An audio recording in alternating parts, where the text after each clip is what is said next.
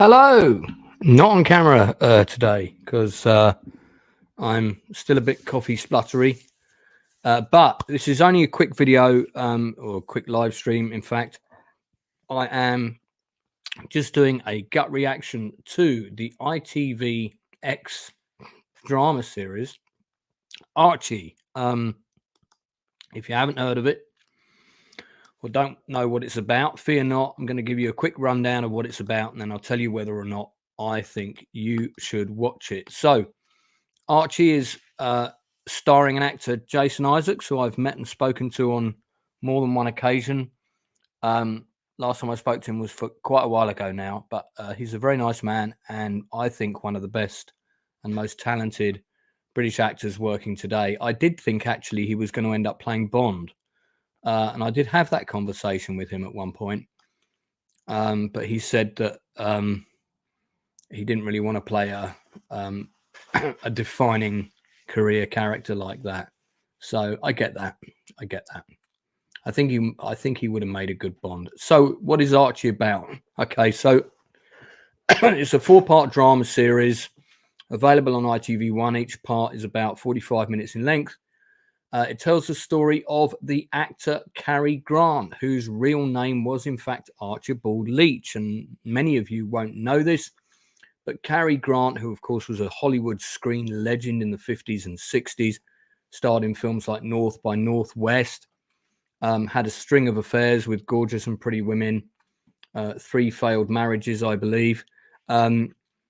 He started his life in Bristol in a life of poverty and was actually called Archibald Leach. And believe it or not, he did in fact run away to the circus, which gave him an opportunity to travel to New York. And then he decided to stay there. And this is the story of Archibald Leach. It is told in 2 timelines, the past and a much older present. So the past timeline follows the adventures of young Archibald Leach, first becoming interested in theatre and stage, pantomime and so forth, grafting to get jobs, joining the travelling circus rep company, and then moving from there ultimately to Hollywood, and of course auditioning one after the other before finally being spotted by a casting director who thinks he has something, who works with him to get him a more neutral accent. But of course, he was a very good-looking chap, so he had that going for him. The present timeline is told very much from the point of view of an older Cary Grant, now having, he's just got divorced, he's single again, and he sees a young actress, Diane Cannon, an actress who is still alive today, and is captivated by her, facilitates a meeting, and thereafter romantically pursues her. Ultimately, they end up together, but the distance in age causes problems in their relationship. And even though they have a daughter together, ultimately the two of them end up separating. There's a 3rd timeline, which is kind of set sort of much later in his life, where he's doing a sort of meet Cary Grant, which was a tour that he took where he talked to the audience and he answered questions, very flirtatious nature. But he's also quite sad and melancholic because ultimately he has not been able to find true love in his life.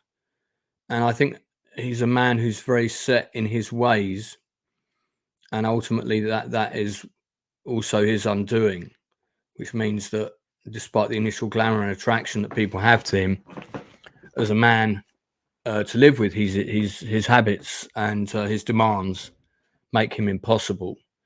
And of course, rumors of infidelity and stuff.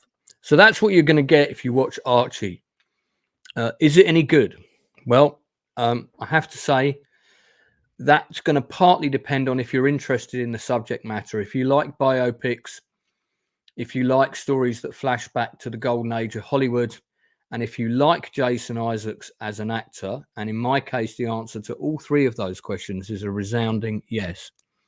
then you're going to love Archie. It's well directed, it's well shot. The supporting cast are very good. I'm going to give a shout out to a few of them now. So there's a very quick gut reaction review. I binged it all in one day, and it's quite a bingeable show. It's only 4 episodes, and each episode does make you want to watch the next one. You've got wonderful turns in the supporting cast from Liam Cusack, Jason Watkins, Ian McNeice, Ian Polston Davis, Harriet Walter, a number of younger actors playing Archie as a young kid, as a boy, as a teenager. Callum Lynch and Oakley Pendergast do very well in those 2 roles, as does Dainton Anderson. Harriet Walter plays the older version of Archie's mother. Cara Toynton, the younger version, both, again, extremely good in their roles. But the breakout star for this, I would say, is probably Laura Aikman as Diane Cannon. And we'll have a quick look at those. But this is Jason Isaacs' show. This actor, I've always said this about Jason, he's a chameleon. He can play any role put in front of him, regardless of the accent, the look, the age that's required of him. This man is a chameleon. He can play anything.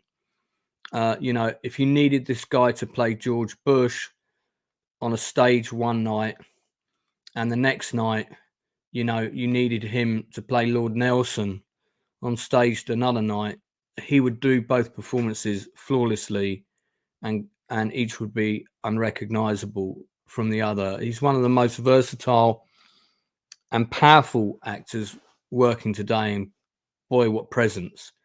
And for someone to pull off Cary Grant, they have to have presence. This is him in the later timeline when he's reflecting and doing his one-man show. This would be about the Midland sort of Hollywood stuff. Now, the production very much gives the impression that parts of the shoot were actually shot in California, but I can find no evidence to suggest that that's the case. The only locations I've been able to source is that they filmed in Liverpool, doubling for Bristol. That they also shot in Manchester, which doubled for New York, and Cheshire.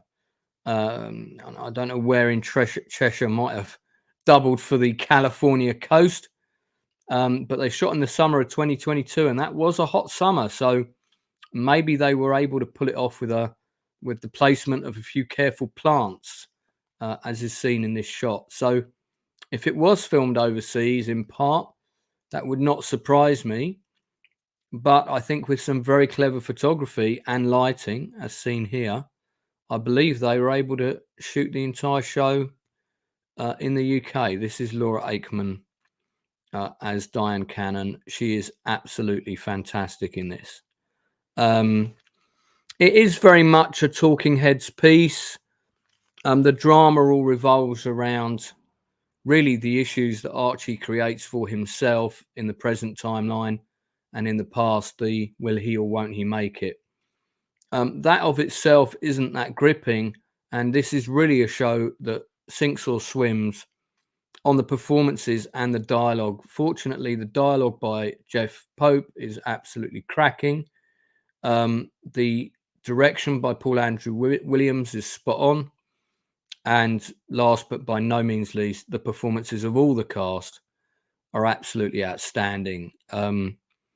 If Isaacs isn't nominated for a BAFTA for this in the television category, he certainly should be, and the American equivalent, because and I think Laura Aikman should also be nominated. She is not an actress I'm hugely familiar with, and I'm saying that, but I bet I've seen her in something and I'm just not picking up on it. No, I don't think I've seen her in any of the movies that she's done. I have seen some of the movies, but I think she had quite a small role. Great Expectations I saw. So, yeah. She's an actress to watch out for, without a doubt. Without a doubt. And she's done a number of TV shows, like things like Casualty, this sort of stuff. She's English, but her American interpretation of Diane Cannon is absolutely first class. If I was Diane Cannon and I saw this, I would be very pleased.